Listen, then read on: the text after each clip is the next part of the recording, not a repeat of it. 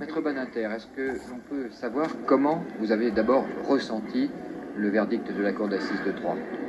Avec beaucoup de surprise et beaucoup d'émotion.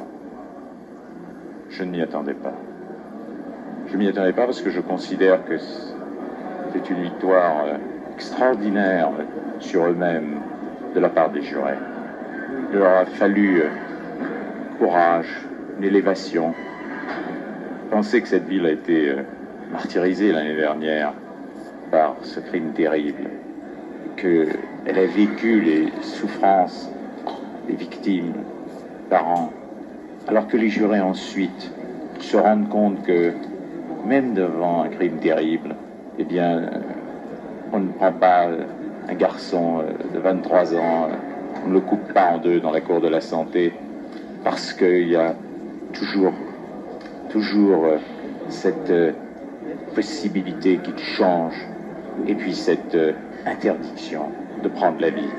Vous estimez que c'est un grand pas dans votre combat contre la peine de mort? C'est certainement un moment important, mais je considère que ce n'est pas parce que Patrick Henry n'a pas été condamné à mort que la peine de mort est abolie en France. Mais c'est indiscutablement un très grand moment de cette bataille. Vous ne croyez pas donc que ce soit l'abolition de fait de la peine de mort? L'avenir nous le dira, mais je considérerais comme très présomptueux de le dire à l'heure actuelle. Pourquoi est-ce que vous n'y croyez pas? Parce que la peine de mort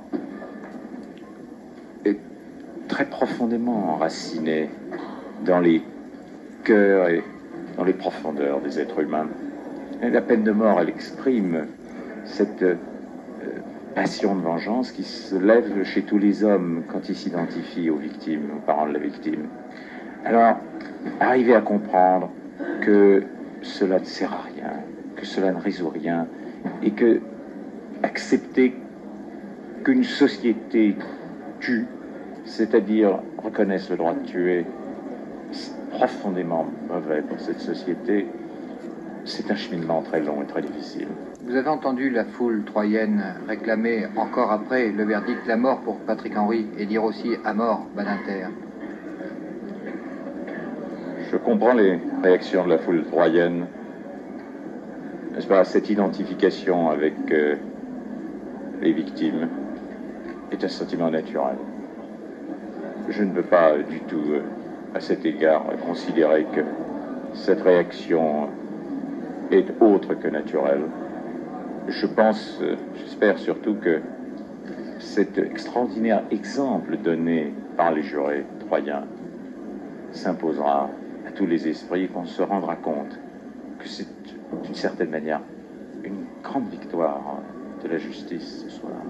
Comment est-ce que Patrick Henry a réagi quand il a entendu le verdict? Il a d'abord parlé de sa mère. Mais vous savez, le vrai sens, la vraie victoire de la justice, c'est en regardant la mère de Patrick Henry que je l'ai comprise ou sentie. Parce que Patrick Henry, condamné à mort, exécuté, c'était encore d'autres victimes innocentes. Et je pense que ça a dû jouer pour les jurés. Mais vous savez, voir le visage d'une mère dont le fils est sauvé, c'est un grand moment. Merci, maître.